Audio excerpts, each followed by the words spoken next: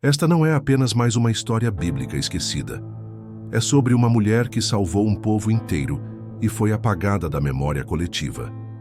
Fique até o final, porque o que você vai descobrir sobre Miriam vai mudar para sempre a forma como você enxerga a libertação de Israel. Quando falamos do Êxodo, lembramos de Moisés abrindo o Mar Vermelho. Lembramos de Arão com seu cajado, mas esquecemos dela, a profetisa que estava lá antes de tudo começar. A irmã vigilante, a voz que ecoou quando a liberdade finalmente chegou. Miriam não foi apenas uma coadjuvante na história da libertação. Ela foi a primeira a profetizar, a primeira a liderar o povo em adoração após a travessia, a primeira a reconhecer o chamado divino sobre a vida de seu irmão mais novo. Mas seu nome foi sendo apagado, parágrafo por parágrafo, geração após geração. Existe uma injustiça silenciosa nas páginas da história sagrada. Uma omissão que revela como até nas narrativas mais divinas, as mulheres foram sistematicamente colocadas à margem. Miriam é o símbolo dessa ausência deliberada, e sua história precisa ser contada novamente. Ela era apenas uma menina quando tudo começou. Uma criança judia vivendo sob o terror do decreto de Faraó. Todas as crianças do sexo masculino deveriam ser mortas, jogadas no rio Nilo, afogadas antes mesmo de respirar pela primeira vez. O Egito temia o crescimento de Israel. Joquebede, mãe de Miriam, escondeu seu filho recém-nascido por 3 meses. Mas chegou o dia em que não era mais possível escondê-lo. O choro de um bebê não pode ser silenciado para sempre. E o risco era grande demais. A decisão foi tomada com lágrimas e fé. Um cesto de junco, betume e piche para vedá-lo. O bebê foi colocado ali dentro com todo o cuidado do mundo e depositado entre os juncos à margem do rio. Um ato de desespero que parecia uma entrega à morte. Mas Joquebede estava entregando seu filho a Deus, não ao rio. E quem ficou ali? Quem permaneceu escondida entre as plantas vigiando sem saber o que aconteceria? Miriam. A menina que se recusou a abandonar seu irmão, a criança que teve a coragem de ficar quando qualquer outro teria fugido. Ela não sabia, mas estava prestes a mudar o destino de uma nação inteira. A filha de Faraó desceu ao rio para se banhar. Viu o cesto, ordenou que o trouxessem até ela. Quando abriu e viu o bebê chorando, seu coração se comoveu. Ela sabia que era uma criança hebraica, sabia que deveria estar morta, mas algo nela decidiu salvar aquela vida. Foi então que Miriam saiu das sombras.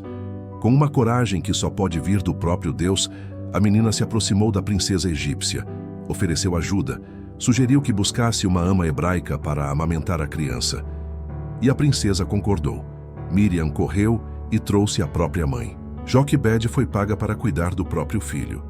O bebê que ela havia entregue ao rio voltou para seus braços. E tudo porque uma menina teve a ousadia de intervir no momento certo. Miriam salvou Moisés, antes mesmo que ele precisasse salvar alguém. Sem ela, não haveria libertador. Mas essa parte da história é sempre contada de forma rápida, como se fosse um detalhe. Como se a vigilância e a coragem de Miriam fossem apenas um elemento narrativo secundário. Não eram. Eram a intervenção humana que permitiu que o plano divino se cumprisse. Miriam cresceu sabendo que seu irmão mais novo era especial. Ela o havia protegido. Havia orquestrado seu retorno aos braços da mãe. Havia participado ativamente do milagre que o manteve vivo. E enquanto Moisés crescia no palácio, Miriam crescia em Israel, amadurecendo em meio à opressão. Os anos passaram. Moisés fugiu do Egito após matar um egípcio. Passou 40 anos no deserto. Casou-se, tornou-se pastor. E foi lá, diante da sarça ardente, que Deus o chamou de volta ao Egito, de volta ao seu povo, de volta à sua irmã. Quando Moisés voltou, Arão estava com ele. Os 2 irmãos se encontraram e caminharam juntos rumo ao confronto com Faraó. Mas onde estava Miriam nesse momento? A tradição rabínica diz que ela nunca parou de profetizar, que ela nunca deixou de falar ao povo sobre a libertação que viria. Enquanto Moisés enfrentava Faraó, enquanto as pragas caíam sobre o Egito, enquanto o povo se preparava para partir, Miriam estava lá, sustentando a esperança, mantendo viva a chama da fé. Mas os textos não falam muito sobre ela. Apenas sabem que ela existia. Apenas mencionam seu nome. Até que chegou a noite da Páscoa. O anjo da morte passou pelo Egito. Os primogênitos egípcios morreram. Faraó finalmente liberou o povo. E Israel saiu às pressas, carregando seus pertences, suas famílias e a promessa de uma terra onde corria leite e mel. Eles caminharam até o Mar Vermelho. E quando olharam para trás, viram o exército de Faraó vindo atrás deles. O pânico tomou conta do povo. Eles gritaram. Reclamaram com Moisés. Disseram que era melhor ter ficado no Egito como escravos do que morrer no deserto. Mas Moisés estendeu a mão sobre o mar. E Deus abriu um caminho. As águas se dividiram. O povo atravessou em terra seca. E quando o exército egípcio tentou seguir, as águas se fecharam sobre eles. Israel estava finalmente livre. A escravidão havia terminado. A liberdade havia começado. E então, pela primeira vez, Miriam foi nomeada. Não apenas como irmã de Moisés, não apenas como a menina que o salvou, mas como profetisa. Miriam, a profetisa, irmã de Arão, tomou um tamborim na mão e todas as mulheres saíram atrás dela com tamborins e com danças. Ela liderou o louvor. Ela guiou as mulheres em adoração. Ela cantou diante do Senhor. Ela celebrou a vitória que Deus havia concedido ao povo. E seu cântico ecoou através do deserto como uma proclamação de fé. Miriam não estava apenas celebrando, ela estava profetizando. Mas aqui está o problema. O cântico de Miriam é quase idêntico ao cântico de Moisés que o precede. Apenas um versículo é atribuído a ela. Enquanto Moisés recebe 18 versículos, Miriam recebe um. Como se sua voz fosse apenas um eco. Como se sua profecia fosse menos importante. A tradição judaica, no entanto, preservou algo que o texto bíblico minimizou. Os rabinos ensinam que Miriam profetizou antes de Moisés, que ela havia predito o nascimento do libertador quando ainda era criança, que ela viu em sonhos a redenção de Israel enquanto o povo ainda chorava no Egito. Dizem que quando Joquebede estava grávida de Moisés, Miriam profetizou que aquela criança salvaria Israel. E quando o menino nasceu, a casa se encheu de luz. Mas quando ele foi colocado no rio, seu pai bateu nela, dizendo que sua profecia havia falhado. Miriam não se calou. Ela permaneceu vigilante. Ela sabia que Deus cumpre o que promete. Ela sabia que sua visão não era falsa. Ela sabia que aquele bebê no cesto não estava sendo abandonado, mas sendo posicionado. E sua fé foi recompensada quando a princesa o encontrou. Miriam tinha razão desde o princípio. Durante toda a jornada no deserto, Miriam esteve presente. A tradição ensina que foi por causa dela que Israel teve água.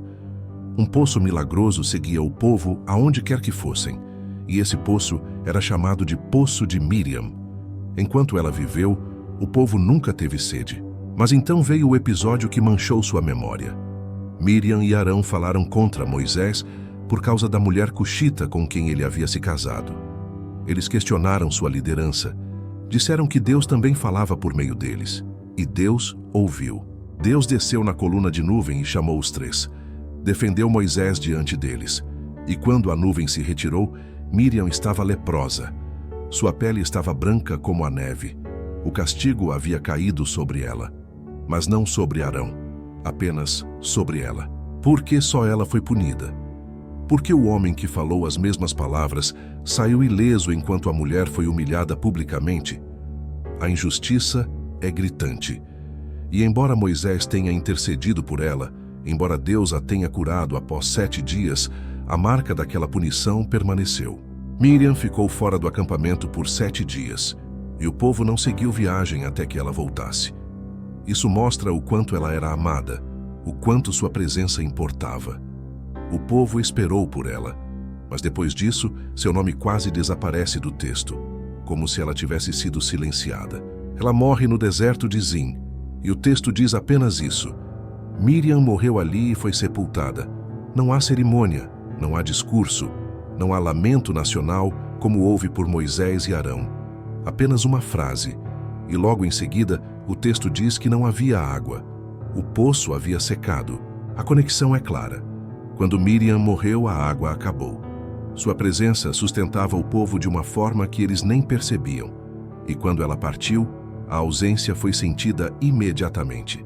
Mas ninguém fez o luto que ela merecia. Ninguém reconheceu publicamente tudo o que ela havia feito. Miriam foi enterrada em Cádiz, e ali ficou, esquecida por séculos, até que os rabinos começaram a resgatar sua memória. Até que as mulheres judias começaram a reivindicar seu lugar na história. Até que vozes se levantaram para dizer que ela importava, que ela sempre importou. Hoje, em muitas tradições judaicas, há uma copa de Miriam na mesa do Seder de Pesach, uma copa cheia de água, simbolizando o poço que a acompanhou no deserto. É uma forma de honrar sua memória, de reconhecer que sem ela, a libertação não teria acontecido da mesma forma.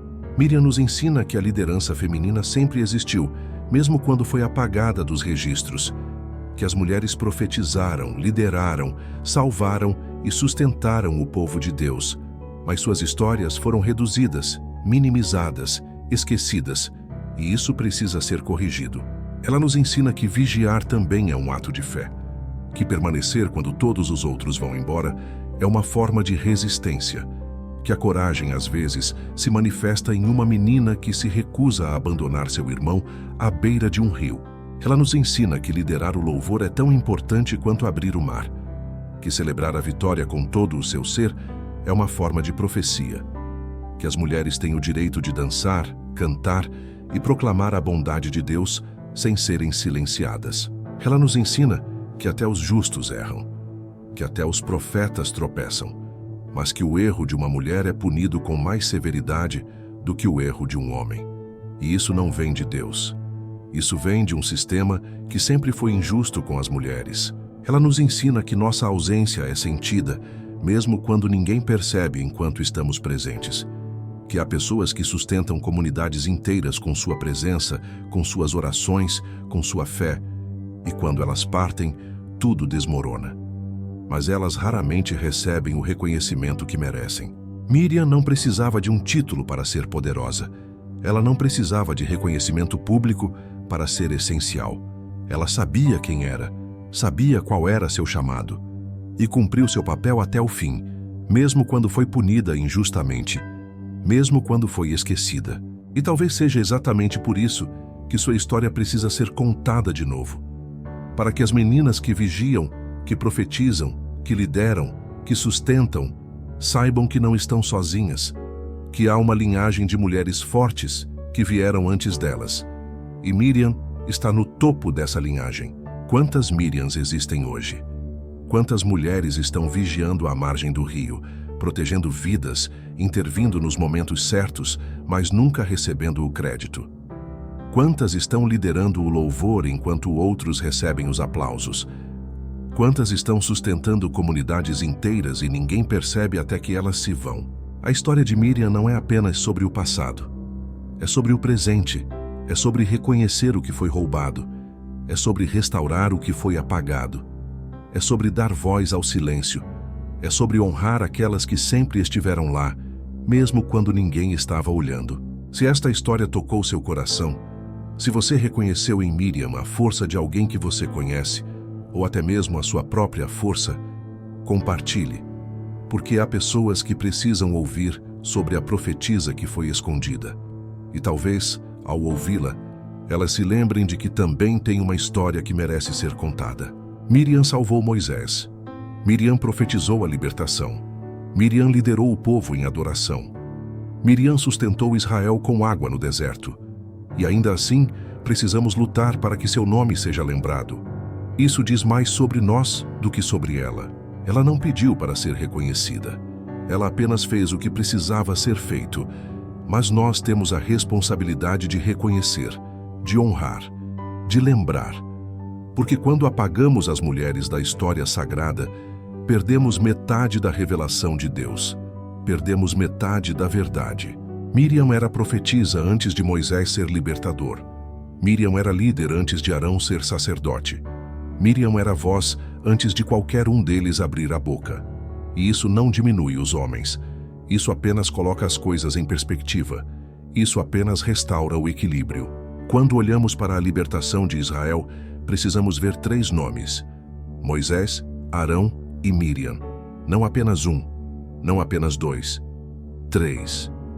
Porque foi isso que Deus levantou, uma liderança tríplice. E quando esquecemos dela, distorcemos a história. Quando a apagamos, cometemos injustiça. Ela merecia mais. Merecia um luto nacional. Merecia um capítulo inteiro. Merecia que seu cântico fosse registrado por completo. Merecia que sua profecia fosse amplificada, não silenciada. Mas não recebeu. E agora, séculos depois, estamos tentando corrigir o erro. É tarde demais? Não. Porque a memória pode ser restaurada. A história pode ser recontada. A justiça pode ser feita, mesmo que tardia.